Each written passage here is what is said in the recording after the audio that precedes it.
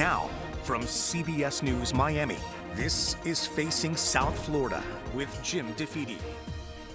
Welcome to Facing South Florida. I'm Jim DeFede here at the state capitol in Tallahassee, where we have been tracking this year's legislative session. Now, later in the show, we will have a full report on the Florida Senate unanimously passing the Tristin Murphy Act.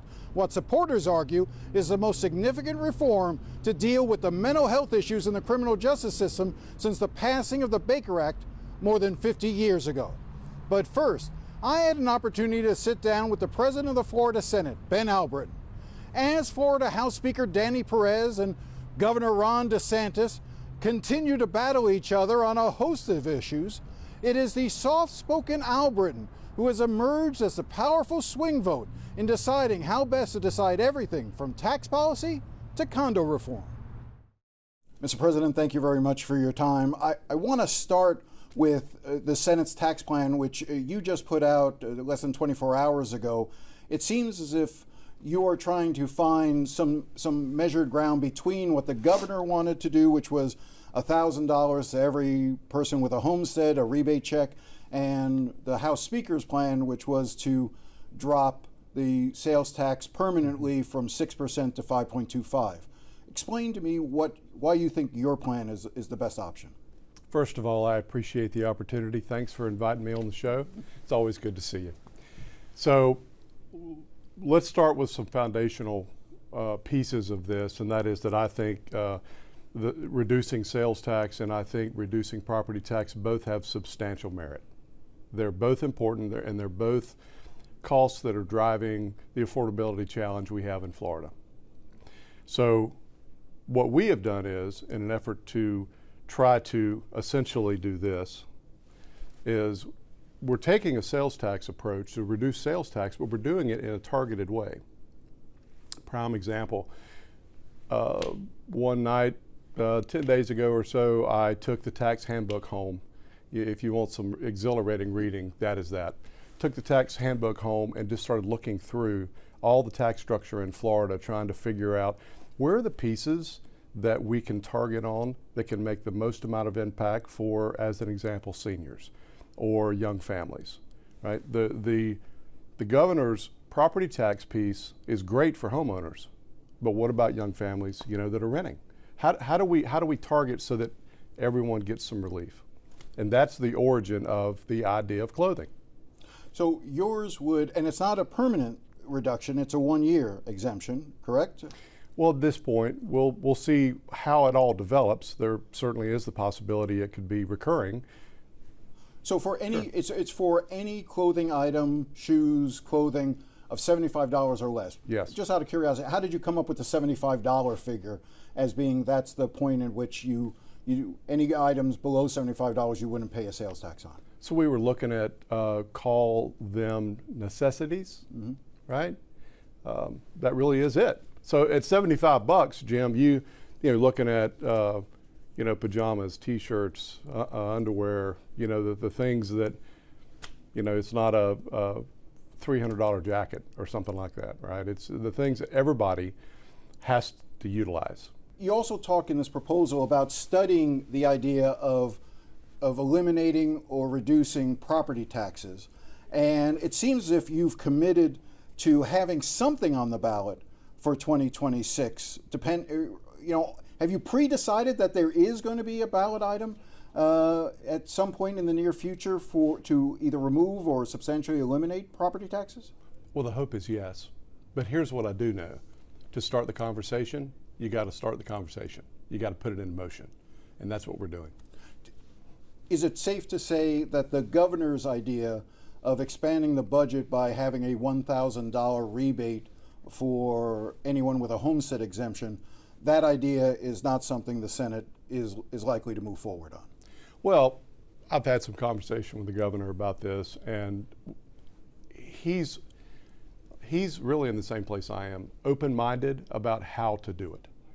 All right, that's one idea that he had. Right, there's lots of different ways to do this. I'll be honest with you, the knock when I talk to people that I was going to interview you is you're hard to pin down. You can be a little soft in terms of, like, You won't say the governor's plan, the idea of $1,000 rebate check is dead, but I think in your mind you know it's dead. You're not going to move forward with it.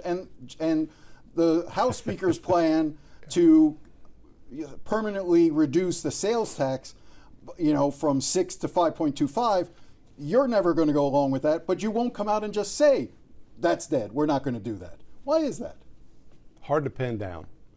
So when I gave my speech on opening day, I know that your listeners, and anytime anything is in print or on video, folks can take that away as certainty. And at this point in time, I'm not certain. So the property tax is a prime example. We're going to study this. We're going to look at it this summer. We're going to dig into it. And we're going to try to figure out what's the best mechanism to provide relief where it needs to happen. But so this year, nothing, the $1,000 is not going to happen this year. I would expect. You see? That's I would expect, no, I've got you, right? During session, almost anything can happen. Mm-hmm. All right, I'll give you that one. Is it going to be hard to do a $5 billion tax reduction recurring with sales tax? That's going to be hard because that's going to impact the budget pretty substantially. And let's go back. I want to make sure and say this. Florida is not Washington, right? They are doging Washington, and I'm thankful they are because the spending up there has been out of control. We've done a very good job in Florida. Our budget, when you look at it per capita, the governor's recommendations, the House budget, and the Senate budget are all per capita less than we spent last year. We're a growing state. So when we make these decisions, there is a minimum threshold of what the state budget needs to be to make sure that the garbage is being picked up, that the power is being delivered, all the things that state government is required to do. Right? I don't know where that sweet spot is. That's why I may sound like or be hard to pin down, because I know this: when I say something, stuff goes into motion. And I want to be really careful with that, Jim. It's also like the House Speaker's budget would bring in far less revenue if you're going to lose $5 billion in sales tax. The governor's proposal adds almost $5 billion in spending. And it seems like one of your concerns is where the state is going to be, not just this fiscal year, but in the next 2, 3, 4 cycles, because the state estimators, the economic estimators, have suggested that there could be a $7 billion deficit in the budget within about 2 years. How concerned are you about the economic security of Florida at this point? So first of all, I do want to say this, I could not have a better friend than in Danny Perez. He is a solid human being. I'm concerned about it because, number one, the money we spend here is not ours. It's taxpayer money. Number two, there are critical services that the state government needs to provide to make sure, and look, I'm a conservative guy. I'm a small, efficient government guy. But there are minimum thresholds to make sure that we aren't on purpose being disruptive to the quality of life in Florida. So, look, I'll leave all of that with this, right? We're going to look at it. The $7 billion, according to the revenue estimators, is real. We are doing everything in our power to make sure that we're making good decisions that will stop that from happening. And that all of that is real, Jim. There's no question about it. Before any of the conversation started about sales tax or property tax, we knew by looking at the projections that we needed to make some adjustments. And we're in the midst of doing that, because at a minimum, having a $7 billion shortfall, that's a substantial problem. So before any of this started, we were moving in that direction anyhow. How concerned are you about the impact of the Trump administration's policies on tariffs could have a negative impact on Florida? So I know this. I know that President Trump is a very smart man, and he clearly has been a very good businessman. He understands the principles and practices of business. Let's talk about tariffs in the context of Florida farmers. So that's a very valid point. Today, you can ship, and I'm in the citrus business. I'm a farmer, right? Just for full disclosure. Full disclosure. Right. I'm a farmer, right? When I look at this, here's what I know. What I know is that you can ship single strength orange juice across the border in Mexico, FOB Texas, or FOB on a container ship out of Brazil, FOB Miami, cheaper than we can produce it here. That's a fact. So when I look at the tariffs, I think, okay, there are certainly some commodities that will be USA commodities that are going to be benefited by those tariffs because we're at a competitive disadvantage just being a grower, right? The overall implications of the tariffs, I do not think for a second the president has any intentions in hurting this economy. So I think they're going to take a measured approach and it will work out okay. You talked about before, like, you're all in favor of doging Washington. You're a proponent of it.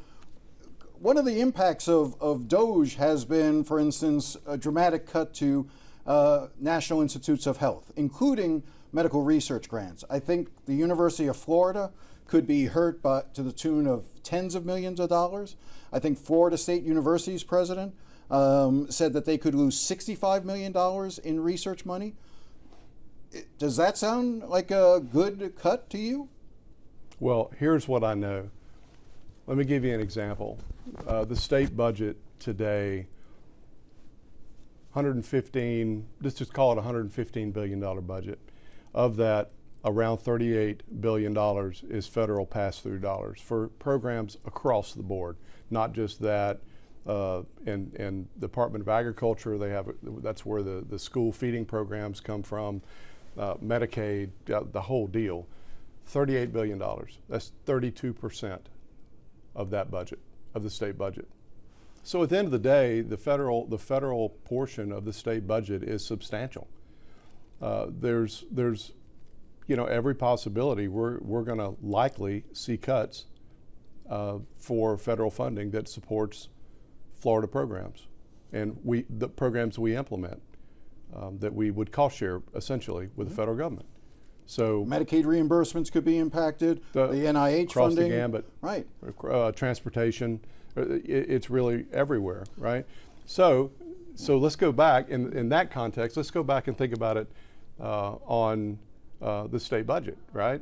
It's the reason that I'm thinking about this in a cautious way because we don't know for sure. Department of Emergency Management, everywhere, right?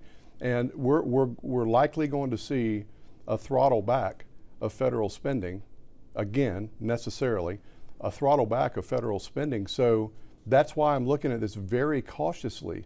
I want to ask you about something that is building a lot of steam on the House side. It's regarding Hope Florida, the private agency or the agency that's sort of spearheaded by Casey DeSantis.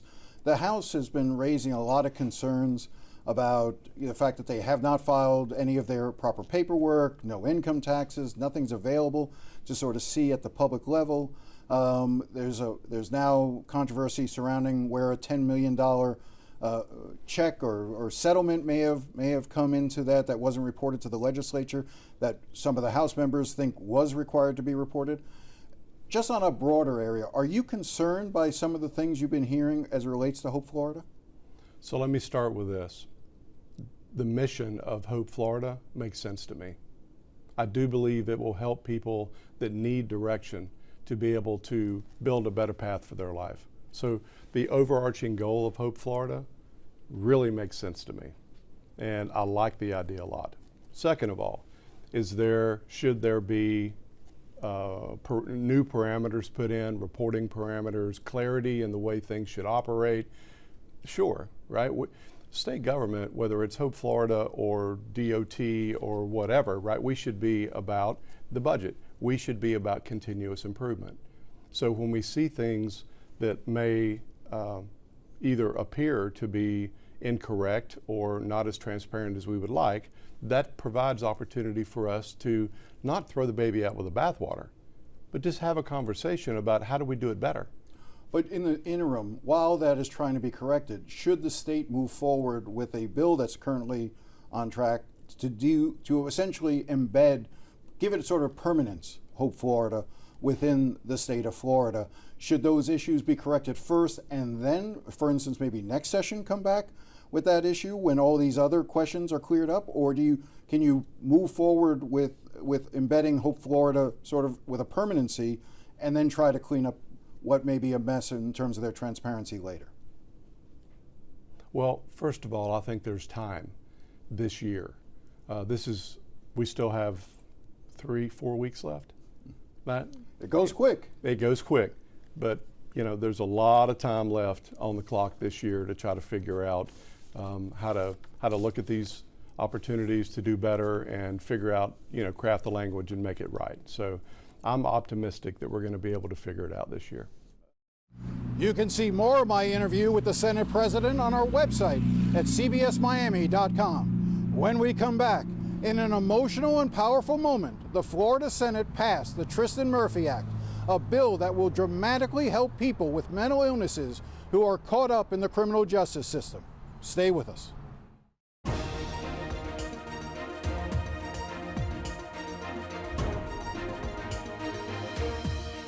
Welcome back.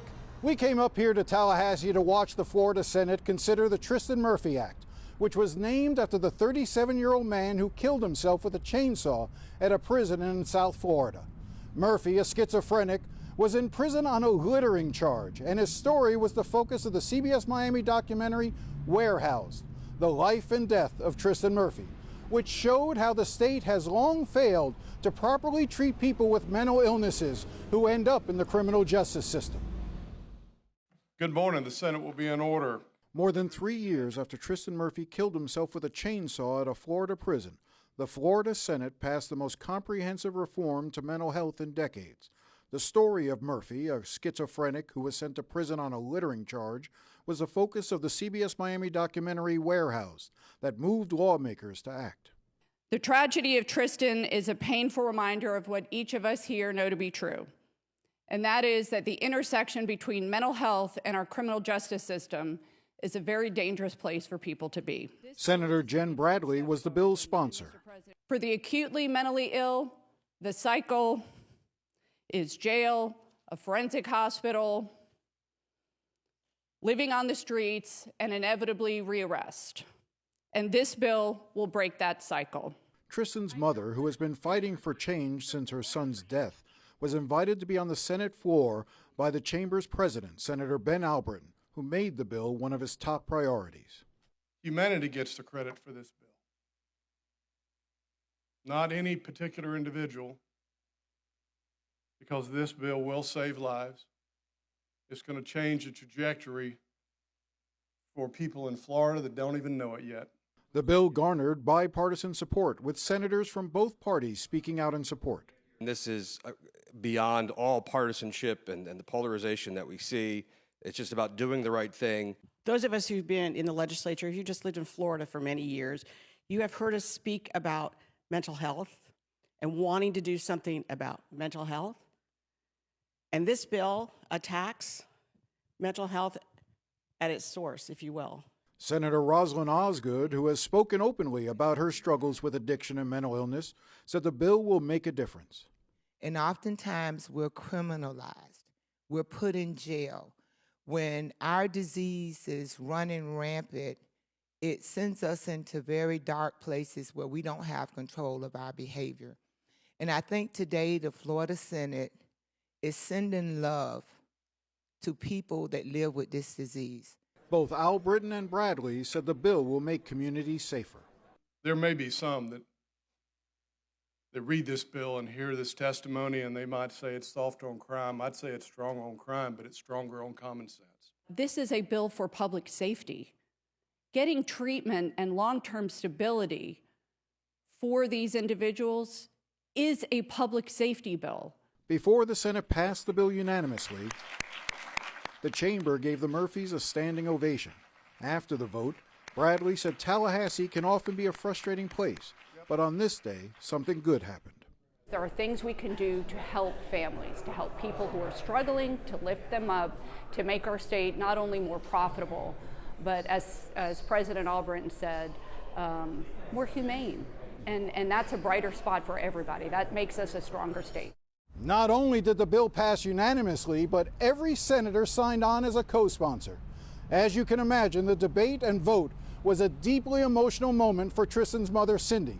I first spoke to her just 3 days after Tristan killed himself in September of 2021.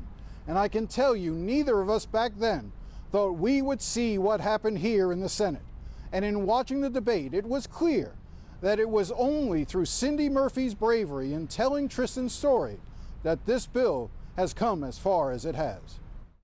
For the Murphy family, this is a very big deal. It's tragic and it's bittersweet, but so many lives are going to be saved, Cindee Murphy, because of you.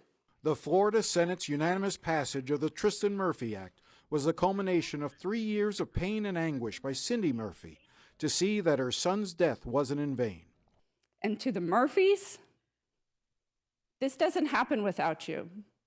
It just doesn't happen without you. Senator Jennifer Bradley sponsored the bill, and she's grown close to the Murphy family. It's incredible grief for her to bear, but we are so grateful that she shared it so openly, and not everyone would, and understandably. But I'm eternally grateful to Cindee Murphy for being so open and willing to share her pain so that we could have this change. For Cindee Murphy, it was all overwhelming. How much of your thoughts went to Tristan during all of this? Well, the whole time. Because, I wonder what he would think of all of this. I think he would be really proud that he could, that there could be some positive results from what happened to him. Cindee is now raising Tristan's 2 sons, Cody, who is 17. I already texted Cody, and he texted back great. He's thrilled. And then Colton, who is just 9 and still doesn't know the gruesome details of his father's death.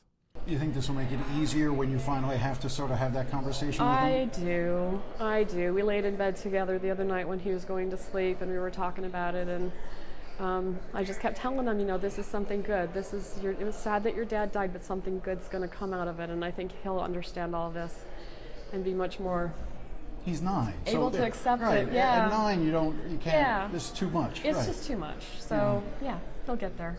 When I first met Cindee almost 4 years ago, she told me that after his death, she would talk to Tristan, hoping he found peace. Do you still talk to him at night sometimes? I do. I walk, I hike, and talk to him. What are you going to tell him about this? He was there today. Yeah, we're going to have a long talk. And we're going to just celebrate the moment together. And it's just, I feel him. And I wish he was here. I wish he could see it. I wish he could know. I'm hoping that he is, knowing and seeing it. I believe that he is. Yeah. After the Senate bill passed, Cindee met with House leaders to track the progress of the bill in the House. Everyone I've spoken to says the bill should pass in the next couple of weeks. From there, it will be up to Governor Ron DeSantis to sign. If you would like to see our documentary, Warehouse, The Life and Death of Tristan Murphy, you can find it on our website at cbsmiami.com. We'll be right back.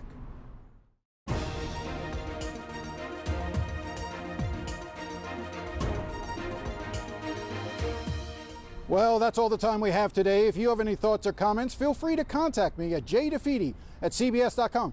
I really do enjoy hearing from you. Thanks again for watching, and enjoy the rest of your day.